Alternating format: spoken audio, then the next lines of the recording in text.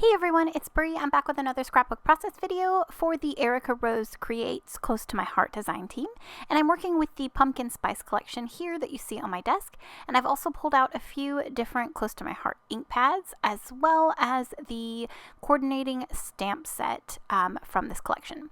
So I've got this photo of my son. This was, I think, back in 2009 when we first moved to Louisiana. And this was on base. So I just had a little photo shoot with the boys, and I had him running in some leaves, and I thought it would be perfect for this collection. So I am going to be switching out my little blade with my new Creative Memories paper trimmer, and it's like a scalloped blade, and it is like the best thing ever. Like, it creates these little, like, this scalloped edge, and I love it so much. So I just created like a scalloped border around the entire 12 by 12 white cardstock, and then what I'm going to do is I'm going to do some ink blending on the background using the Desert Rose, Mulberry, and Sundance ink pads. And so, oh my gosh, I didn't realize that Cubby stuck his nose up on my desk. So I'm sorry, that's so cute. I get to pick him up from boarding today or tomorrow, and I miss him so much. So anyways, okay, so totally distracted. I am just ink blending on using these few colors just to create a fun background. I'm also going to do some stamping with the coordinating stamp set. And I'll get to that in just a second. So just going to blend on some Sundance, and because the majority of the ink blending is going to be covered up, I'm not really too concerned with a lot of the darker spots. So I just went with it, and once I pile everything on top of it, you will see how everything comes together. So I thought it would be fun to do the stamping using the Bluebell ink pad, and I am just stamping the leaves from the stamp set and just randomly getting them stamped on in a few different places. Now, my photo is quite large. I usually do 3x2s or 2x3 photos. Or smaller, but I had these printed from Persnickety Prints, which those photos are amazing. So I thought, I'm not going to waste it. Let's just go ahead and use the larger photo on this layout. And I love how it turned out. So I'm just stamping all of the different leaves, switching them and turning them so, you know, they fill in some spots, and they have some interest by going different directions. And it's so pretty. And I did take it an extra step, and I did add some stickles in, what's this one?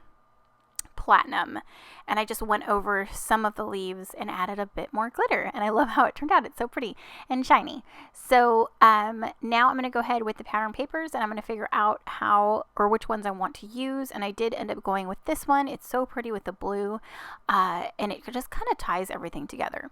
So since there was so much white and nothing really up at the top left, I just went ahead and adhered a piece or the scrap paper of the B side down to my background, and I'm going to rip into the white textured cardstock to reveal that bit of gray. So I'm going to rough up and fold down the edges of that white cardstock, and then add some staples for some interest and an additional like texture. And then I'm going to adhere everything down. I believe I trimmed that white cardstock just half an inch on all, or no, a quarter inch on all the sides. And then I'm going to mat my photo with that same gray plaid, and then I'm going to go ahead and get that down. I did pop the whole photo up on foam tape just for some dimension, and I'm going to work with the cardstock sticker sheet. I did pull out one of the like pocket cards, and I fussy cut that little tree piece that I'm working with right there, and I just use that as an embellishment. And I'm going to layer that up on some foam, and then I'm going to add a little circular element. This one says grateful, thankful, blessed. I am going to add this little sticker here. I'm using that as my title. It says happy fall, y'all. I think it's so cute, especially because we're in the South, and it's very fitting. But yeah, so it's just gonna like fit very nicely right there. And then obviously I cannot figure out where I want to put that round piece, but I do get that stuck down here in just a second. All right, so yeah, there it is. I did add a few leaf pieces going up and down. That little like wheat bundle, and I get those stuck down just to add little bits here and there. And then I added some acorns, and I don't really think I add too much more. I do add a gather sticker up on my photo right here just to kind of bring something over there. And then I do add some of the wood veneer buttons that Erica sent me as well. But because my background was also very busy, I didn't embellish too much. I didn't want to take away from my stamping and my ink blending. So I just add a few of these buttons here. And I believe that's it. Oh, no, wait, I do add some of the Nuvo drops in gold just for a little bit of, some gold touches here and there. And then I added a leaf and then an acorn up at that little embellishment cluster on the top left.